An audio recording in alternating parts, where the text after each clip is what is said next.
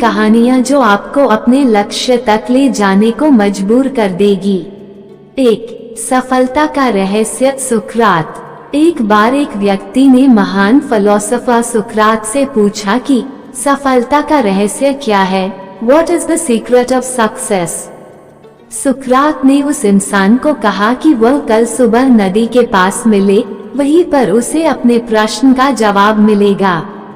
जब दूसरे दिन सुबह वह व्यक्ति नदी के पास मिला तो सुकरात ने उसको नदी में उतरकर नदी गहराई की गहराई मापने के लिए कहा। वो व्यक्ति नदी में उतरकर आगे की तरफ जाने लगा। जैसे ही पानी उस व्यक्ति के नाक तक पहुंचा, पीछे से सुकरात ने आकर अचानक से उसका मुंह पानी में डुबो दिया। वो व्यक्ति बाहर निकलने के लिए झटपटाने लगा, कोशिश करने लगा, लेकिन सुकरात थोड़े ज्यादा स्ट्रॉन्ग थे। सुकरात ने उसे काफी देर तक पानी में डुबोए रखा। कुछ समय बाद सुकरात ने उसे छोड़ दिया और उस व्यक्ति ने जल्दी से अपना मुंह पानी से बाहर निकालकर जल्दी जल्दी सांस ली। सुकरात ने उस व्यक्ति से पूछा, जब तुम पानी में थे तो तुम क्या चाहते थे? व्यक्ति ने कहा, जल्दी से बाहर निकलकर सांस लेना चाहता था। सुकरात ने कहा, यही तुम्हारे प्रश्न का उत्तर है। जब तुम सफलता को उतनी ही तीव्र इच्छा से चाहोगे जितनी तीव्र इच्छा से तुम सांस लेना चाहते हैं, तो तुम्हें सफलता निश्चित रूप से मिल जाएगी। 2. अभ्यास का महत्व। प्राचीन समय में विद्यार्थी गुरुकुल में रहकर ही पढ़ा करते थे। बच्चे को शिक्षा ग्रहण करने के लिए गुरुकुल में भेजा जाता था। बच्चे गुरुकुल में गुरु के सानिध्य में आश्रम की देखभाल किया करते थे और अध्ययन भी किया करते थे। वरदराज को भी सभी की तरह गुरुकुल भेज दिया गया। वहाँ आश्रम में अपने साथियों के साथ घुलने मिलने लगा, लेकिन वह पढ़ने में बहुत ही कमजोर था। गुरुजी की कोई भी बात उसके बहुत कम समझ में आती थी। इस कारण सभी के बीच वह उपहास का कारण बनता है। उसके सारे साथी अगली कक्षा में चले गए, लेकिन वो आगे नहीं बढ़ पाया। गुरुजी जी ने भी आखिर हार मानकर उसे बोला, बेटा वरदराज, मैंने सारे प्रयास करके देख लिए हैं। अब यही उचित होगा कि तुम यहाँ अपना समय बर्बाद मत करो। अपने घर चले जाओ और घर वालों की काम में मदद करो। वरदराज ने भी सोचा कि शायद विद्या मेरी किस्मत में नहीं है और भारी मन से गुरुकुल से घर के लिए निकल गया। दोपहर का समय था। रास्ते में उसे प्यास लगने लगी।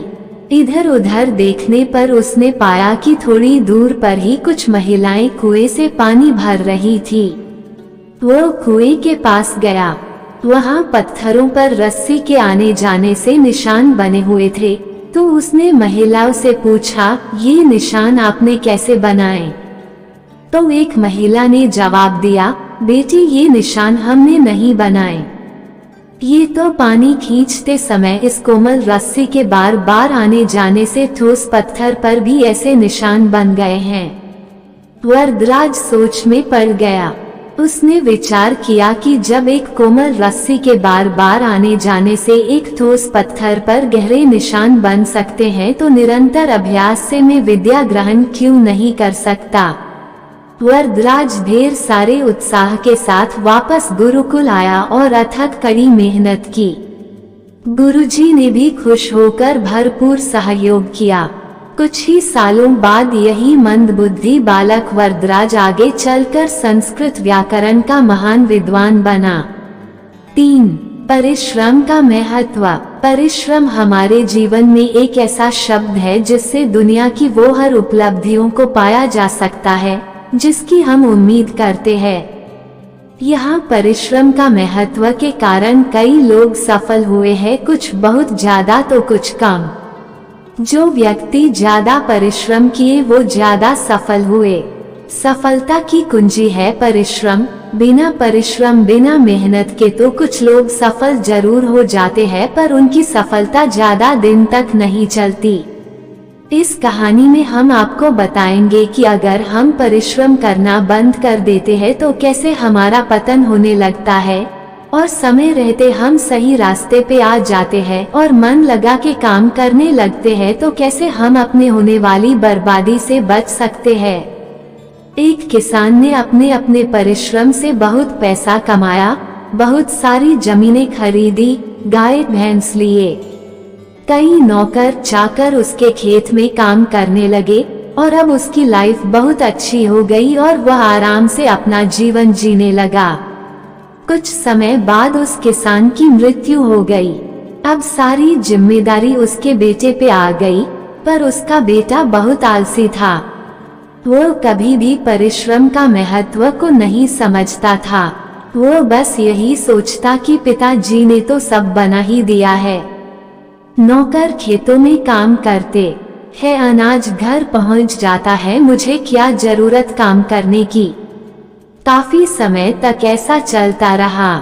फिर धीरे धीरे उसे नुकसान होने लगा। खेतों से काम अनाज आने लगा, गाय भैंसों के दूध से भी उसे मुनाफा नहीं होता। अब वो लड़का थोड़ा परेशान होने लगा कि ऐसा ही चलता रहा तो कुछ समय बाद तो खाने पीने की भी दिक्कत होने लगेगी। एक दिन उस लड़के के घर उसके पिताजी के दोस्त आए। उन्हें पहले से ही पता था लड़के के बारे में कि ये बहुत आलसी है। वो जानते थे कि इसे समझाने का कोई मतलब नहीं, इसलिए उन्होंने उस लड़के की भलाई के लिए उससे कहा, बेटा तुम्हारे घर की ये स्थिति देखकर मुझे बहुत दुख हो रहा है। जब तुम्हारे पिताजी थे तो सब बहुत अच्छा चलता था, पर अब ये सब देख कि मुझे ऐसा लग रहा मैं वो उपाय तुम्हें भी बताऊं जो मैंने तुम्हारे पिताजी को बताया था, जिसके वजह से तुम्हारे पिताजी इतने अमीर बन गए थे। लड़का बहुत खुश हुआ। उसने कहा, कृपया करके मुझे भी बताइए, बस कोई मेहनत वाला काम मत बताइएगा। उन सज्जन ने कहा, नहीं बेटा, इसमें कोई मेहनत का काम नहीं, तुम्हें तो बस सफेद हंस की दर्शन करने हैं। वो हंस मानसरोवर पे रहता है और सारे पक्षियों की जागने से पहले यहाँ आता है और शाम होने से पहले चला जाता है। बस ये पता नहीं कि वो कब आएगा, पर एक बार जो कोई भी उसका दर्शन कर लेता है तो जिंदगी भर उसे कोई कमी नहीं होती।